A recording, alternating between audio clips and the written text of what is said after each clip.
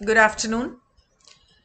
आज 3 बजे हम प्लैनेट ऑफ चॉइस शुरू करेंगे। उससे पहले मैंने सोचा कि एक living the law of one के सेशन 2 दिन से हुए नहीं, तो एक सेशन अपलोड कर लूं।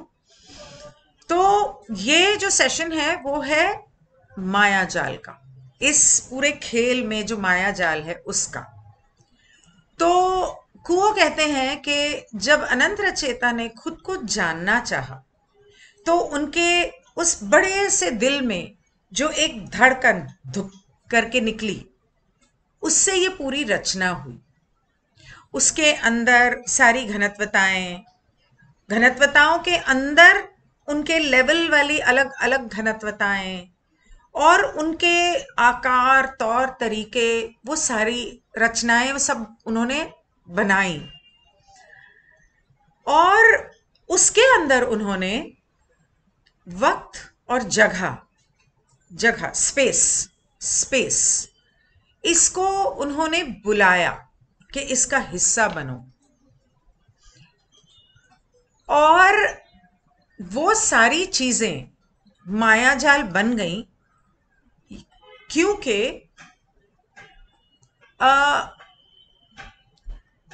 उन्हें नापा नहीं, वो सारी चीजें जिन्हें नापा नहीं जा सकता और समझा या जाना नहीं जा सकता।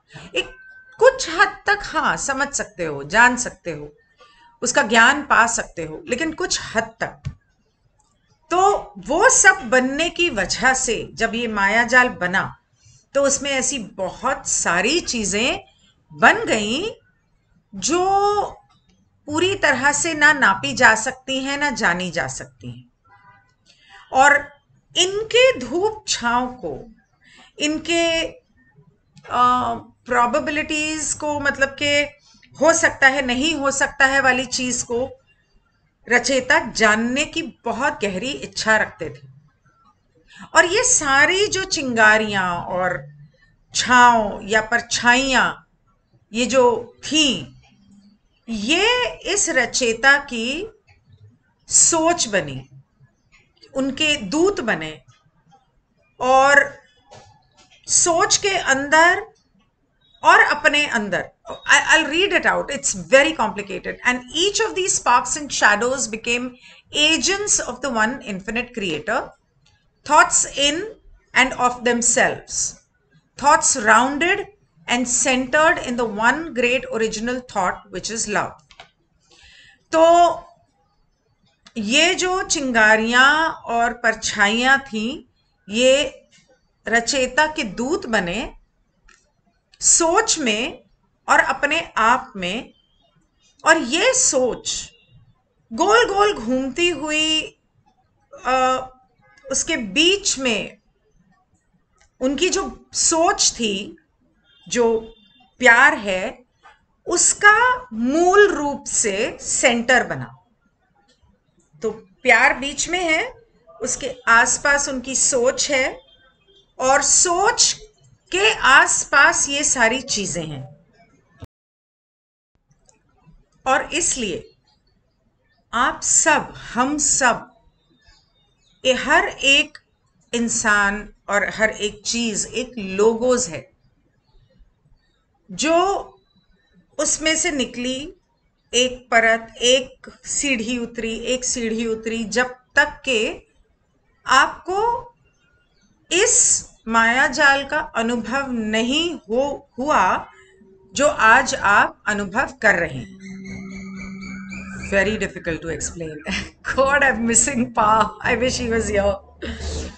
तो मुझे इससे ये समझ में आया कि वो जो उन्होंने रचना बनाई, उसके अंदर सोच को डाला, उसके अंदर समय को डाला, उसके अंदर इस स्पेस को, जगह को डाला, और उसमें से जो घनत्वताएं बनी और उसके अंदर की बनी, और वो 1 2 3 प्याज के ऊपर की परतें हैं। हम अंदर जो प्याज का बीज है ना, वो है प्रेम। उसके आसपास जो है कली, वो है रचयिता की सोच। और उसके आसपास यूं कह लो कि आकाश गंगा, सूरज बना, आकाश गंगाओं के अलग अलग सूरज, और उसके आसपास ग्रह, उसके आसपास हर ग्रह पर हम एक एक, और साथ में सारी घनत्वताओं के वो सारे। तो इस तरह से मुझे समझ में आया। और वो कहते हैं कि each of you has become through many experiences and many densities to this particular time, at this particular place, each balanced exquisitely in the present moment. और सही कहते हैं जो हमारे वेदों में लिखा है कि इंसान का जन्म लेने से पहले हम हर घनत्वता का जन्म ले चुके हैं। हम सभी जो ये सुन रहे हैं, पढ़ रहे हैं, और वो सभी जो नहीं सुन रहे हैं, हम यहाँ पर बहुत सारे अनुभव लेकर आए हैं और हर घनत्वता से होते हुए आए हैं। इस काल में, इस समय में, इस जगह में हर शख्स, हर इंसान अपने आप में अपने तरीके से संतुलित इस क्षण में। That was heavy. जब ये कहते हैं कि हम हर डेंसिटी से होकर आए हैं, इसका मतलब कि पहले हम पहली घनत्वता में थे, तो कह लो कि पहली घनत्वता में मेरे पास ना एक, मैं जंगल में गई थी वहां खजुराहो, तो वहां पे एक मुझे क्रिस्टल मिला था। पत्थर है, देखने को आम इंसान बोलेगा अरे ये तो पत्थर है, हल्का सा गुलाबी रंग का। भी यहाँ है नहीं तो मैं दिखाती। तो एक मिनट, ये अब नजर आ रहा है, गुलाबी रंग है और मुझे बहुत सुंदर लगा। और भी बहुत थे छोटे छोटे, और भी उठाए, पर ये मुझे बहुत प्यारा है। और एक जियोलॉजिस्ट है मेरे जान पहचान में, उनको पत्थरों की बहुत नॉलेज है। तो मैंने उनसे पूछा कि ये क्या है, तो उन्होंने बोला ये पीच मूनस्टोन है, जिसके ब्रेसलेट्स भी मिलते हैं। तो मूनस्टोन है ये। और एक दूसरे दोस्त हैं जो क्रिस्टल्स के साथ कनेक्ट करते हैं, एनर्जी वाइज कनेक्ट करते हैं। और उसने जब इस क्रिस्टल के साथ कनेक्ट किया तो उसने बोला कि ये हजारों सालों से बहुत कुछ अनुभव करके तो अनुभव करता आया है, और अब ये बुद्धा कॉन्शियसनेस की स्टेट में है। ये पत्थर, क्रिस्टल, जिसको जो मर्जी आप कह लो, बुद्धा कॉन्शियसनेस की स्टेट में है। इसलिए इससे आप जो चाहोगे वो ये आपको प्रदान कर सकता है। मंदिर में रखती हूं मैं इसे, और इसे आप चाहो तो जिस रंग में ढालना चाहो ढाल लो। ये ऐसा कभी हमने सोचा है पत्थरों के बारे में? ये रास्ते चलते जंगल में नीचे से थोड़ा सा बाहर था और मैंने थोड़ा मिट्टी हटा के इसे पूरा बाहर निकाला। ऐसा कभी हम सोच सकते हैं? और आज ये पता नहीं, मेरे दिमाग में ये बात आती है कि पा कहते हैं कि जानवरों को प्यार दो तो वो तीसरी घनत्वता में पहुंचते हैं। क्या पौधे जो हम घर में लगाते हैं, प्यार से संजोते हैं, सजाते हैं, वो, और ये क्रिस्टल्स, ये मतलब क्रिस्टल्स या पत्थर जिन्हें हम बड़े प्यार से खरीदते हैं, ढूंढते हैं, सजाते हैं, क्या वो भी जब हम उन्हें प्यार देते हैं, क्या वो भी अगली घनत्वता में तीसरी घनत्वता के प्राणी बनेंगे, इंसान बनेंगे? चाहे वो इंसान किसी भी रूप में हो, सर पे सींग हो या पूंछ हो या 4 हाथ हो, पता नहीं है हमें। पूछूंगी पा को आज। लेकिन ये मैं आपको एग्जाम्पल देना चाहती थी कि इन्होंने कहा कि बहुत सारी डेंसिटीज से हम लोग होते हुए आते हैं। तो मुझे हमेशा ये महसूस हुआ कि मैं, पा हमेशा कहते हैं कि मैं पानी की तरह हूं। और मेरे पति कहते हैं कि मैं आग हूं। तो हाँ, मुझे खुद ये महसूस होता है कि शायद मैं पहली घनत्वता में वो होंगी। एक बार मैंने मेडिटेशन में महसूस किया था। और दूसरी घनत्वता में भी कहा जाता है हमारे शास्त्रों में कि 16 लाख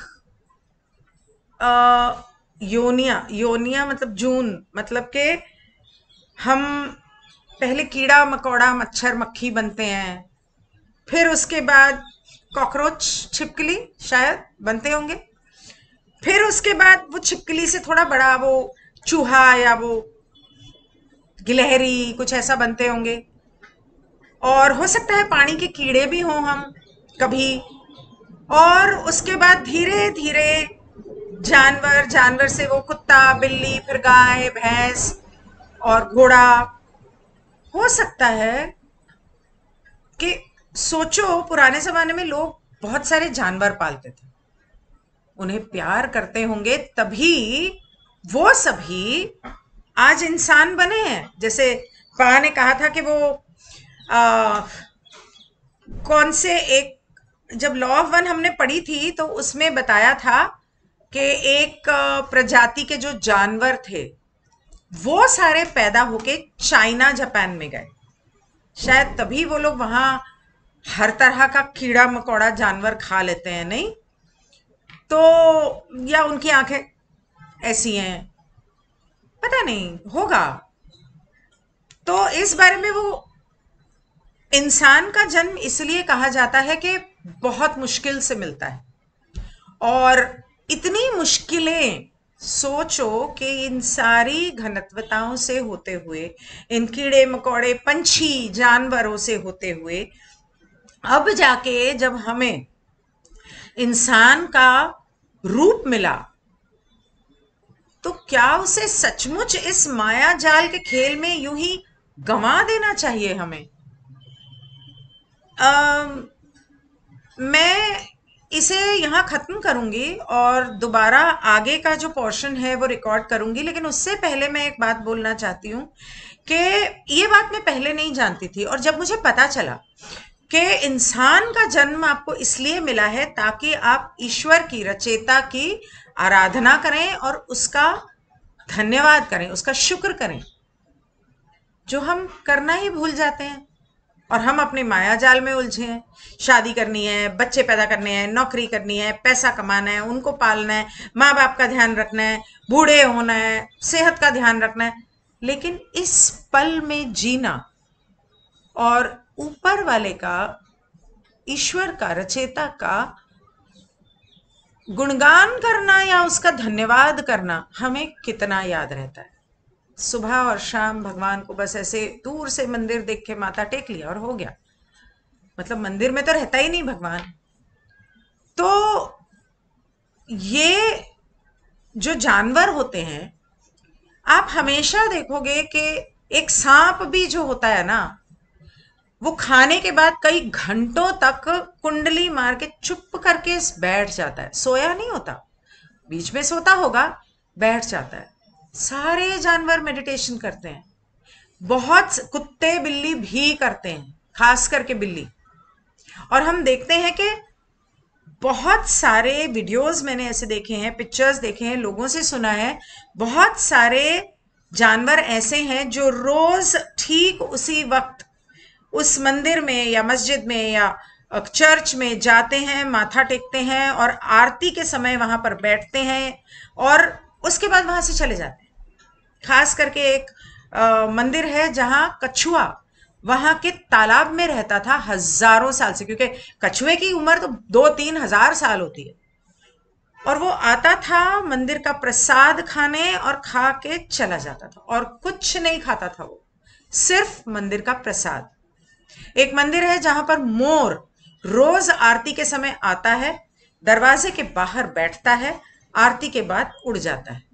गाय भैंस, बकरी, कुत्ता बिल्ली, बहुत कहानियां सुनी है। तो ये सब मेडिटेट करते हैं, ये सब उसका शुक्र करते हैं। और हम क्या करते हैं? आज खाने में क्या बनाना है शाम को? सोचा नहीं, हाय हाय, रोज की वही परेशानी, माया जाल। I'll see you in 5 few minutes.